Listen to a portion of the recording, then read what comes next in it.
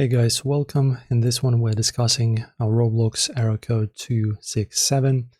So this error usually means Roblox kicked you from the game because of suspicious activity or because the game itself has some restrictions. So don't worry, let us fix this.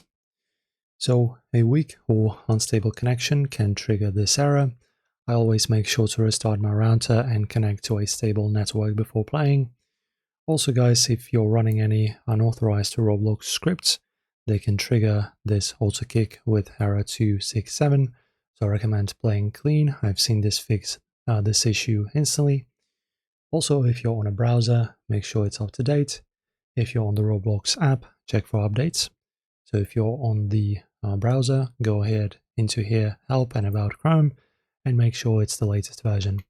And for the Roblox app, just press on Roblox download and make sure to grab the latest version of the app from the official websites. And also try clearing the cache in your browser. For that, just press Ctrl-Shift-Delete and delete all of this stuff. Also, some Roblox games have account age restrictions. If your account is under 13, you may be blocked from certain servers.